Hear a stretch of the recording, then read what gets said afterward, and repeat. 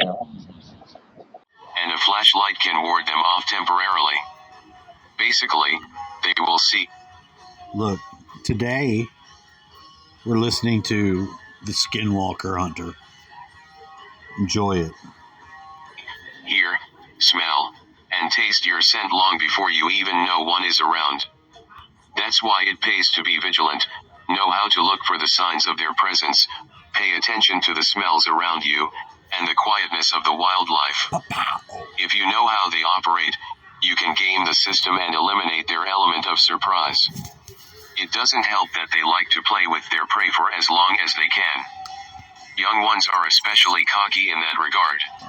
How does UV light affect them? I've not heard of anyone attempting to use UV bulbs in their lights. I do know a powerful UV bulb can kill bacteria and burn your skin. So I assume it would have similar effect on them. Might blind them more than standard incandescent or LED. But they can use their hearing just as well as their sight. So, keep that in mind if you're going to blind them. Any other helpful signs other than the usual fleshy smell and quiet wildlife? Well, assuming you make it near their lair. Claw marks on trees, lots of dead deer. Specifically deer skulls in trees. They have a fondness for bucks in particular. The best way to know you're being hunted is the smell and all the animals going quiet. The stench gets so strong you can taste the copper, with a strange tingle. Like putting your tongue to a 9-volt battery. It feels like the air chills, you tend to get goosebumps. They won't make a sound, they almost glide through the undergrowth. Keep an eye on the moonlight, if you have a moon. They circle before attacking. Shadows help you keep track of them. Once you know you're being hunted, just build your resolve and stand your ground. They relish the chase, but if you keep a strong heart and mind, they waver and attempt to confront you. This confrontation is their attempt to scare you into submission. It's a challenge to them, and they don't like it. This is when you take your shots. You put them down, and quickly. A wounded spookster is an angry spookster and they will make your life hell till they are destroyed. Have you ever fucked with or trolled a skinwalker during the pursuit or kill? I haven't fucked with one before. But I did have a particularly aggravating time with one being a royal pain in the ass. After a 5-day hunt, I was tired, sore, and pissed off. I had chased this thing through gullies and over hills. Across a stream, 3 times. When it finally got tired of being followed, it confronted me. I was livid at this point. Wasting my time, wasting my energy and such. As it circled and I wait for an opportunity, I remember yelling out, "You motherfucking piece of shit." To my amusement it picked up on shit and piece only. It kept screeching out shit piece. Shit piece. Shit piece. My anger turned to hysterical laughter. The change in emotions caused it a lot of confusion. It stopped and stared me down. As I leveled my rifle at its sternum it let out one final shit piece. Thank fuck it was one of the rare times one shot was enough. I was in stitches from the laughter. I gave shit piece a Christian cross where I buried its ashes. Never heard of a smell before. Have heard of a sense of being watched but not an overpowering smell. It's a distinctive smell of rotting flesh and copper. It's hard to describe without actually experiencing it. As they get closer the smell gets so strong you can taste it. You kinda get used to it after a while. Though the first time smelling it made me want to puke. There are a few other commandos here who have smelled it. It's an unforgettable scent. What are the best methods of surviving an encounter if you're a no-guns who is having some fun in the woods? Steel your resolve, build a fire, stay vigilant, and wait till daylight. Don't try to make it out. That's when they kill, when the prey is afraid, trying to flee. Don't give them an inch. Wait it out, don't fear them. Don't give them anything to latch onto. If you're in a group, don't let anyone leave. Stay together and watch each other's back. That's all you can do. Best bet is to stay armed. Well, I just don't believe that they are real Desu. It'd be cool in a way if they were, but I find it unlikely. If you are what you say, or you just enjoy She's like, LARPing, where do they go think it'd during be the day? cool, but it's your- Are they definitively different from skinwalkers, and if so, do you encounter them ever, and is either one rarer? Can you even kill a Wendigo? Is it a corporeal thing or a cursed spirit? What else have the Indians left behind? Where do they go during the day? The wife and I have a few acres in the western Sierras. We grow a lot of berries and make jams to sell. We also sell eggs and such. She also works at a hotel as a hostess, and I do some freelance writing. Gives me plenty of time to ply my trade. Are they definitively different from skinwalkers, and if so, do you encounter them ever, and is either one rarer? Can you even kill a Wendigo? Is it a corporeal thing or a cursed spirit? What? Oh, look, he says, burn you some white ash, coat your bullets in it, coat your tips of your bullets in it, paint it with them, put them back in.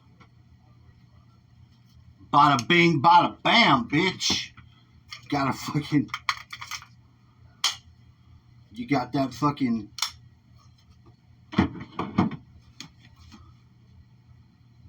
you got that skinwalker? I got that, shoot that motherfucker now. They cannot be harmed with conventional weapons, but this is not the conventional weapon. Wendigos are an entirely different beast. We don't have many, if any, out here in the West. They are a Northeast thing. Built on legend passed down by the Iroquois. Whereas some skinwalkers are willingly turned, like the Navajo spirits. Wendigos are forged out of intense violence and hatred. I've never had the misfortune of encountering one myself. But from my readings, it takes a strong shaman to remove them. That is a skill I don't have. Thankfully, they are fairly rare, but exceptionally dangerous. What else have the Indians left behind? I wouldn't say any of these were left behind. There are still skinwalkers being created today. Apache, Ute, or Zuni people seeking immense power, turning themselves into horrible beasts. Oftentimes they have no idea what sort of evil they are unleashing. Sometimes they don't care. But for other spirits, there are a few guardian spirits what wander North America. Sasquatch immediately comes to mind. They are forest protectors for the most part. Though still very much animals. They've had a long-standing relationship with PNW tribes. Or so I'm hoping they're going away to play music somewhere else. I hope this. I thought that was the plan. I don't know if that's the plan or not.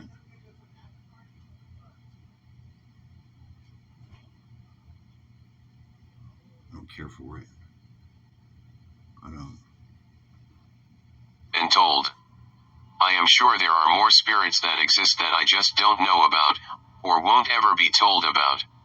If they have excellent sense of smell, then surely that strength can be used against them. Are there any herbs or plants that you can burn in order to irritate them and turn their strength into a weakness? Some of the hunters carried around sage. Greasewood was popular. It smells good too. I would assume that anything with a strong scent could bother them enough to cause confusion. Try dousing yourself in curry powder and report back to us anon. Any serious spook hunter would use primarily 12 gauge for the ease of delivering blessed heroin, or whatever other weird shit kills the spook. Or a 5,000 foot-pound slug. Anything that can stop it in its tracks is preferable. I don't see why a Foster slug won't work. A little harder to treat in white ash than bullets. Unless you're loading your own slugs. Sasquatches are considered spirits and not physical animals? It's difficult to say. The nations that have the most contact with them, the Yakima and Nez Perce, consider them guardian spirits. They are still very animalistic though, albeit with a culture and traditions of their own. I have never personally encountered one face to face, but have been warned by them on numerous occasions. though I don't believe they would cause me harm. There is still a sense of magic about them. If they don't want you to find them, you will never find them. Maybe it's their own spiritual beliefs that grant them this. But the Yakima and Nez Perce do consider them spirits. Do you carry any sort of sidearm or backup weapon in case your rifle shits the bed? Can a smaller caliber do the job in a pinch? Or will that just piss these things off? I have a Ruger Super Blackhawk in .44 Magnum that I carry. Not so much as a backup, but more so as predator deterrent. Smaller calibers can work, but it's not something I would personally do. The white ash is the important part. But physically stopping them in their tracks from a hit is almost as important. Big bore tends to do that. I would say the cutoff would be .308. Preferably in something semi-auto. Anything smaller and it's going to take a lot of work putting them down. A wounded spookster is a dangerous one. Bigger is always better. I wouldn't say any of these were left behind. What about things created by extinct tribes? Anything like that left wandering around? It's hard to say. Many tribes have the same legend.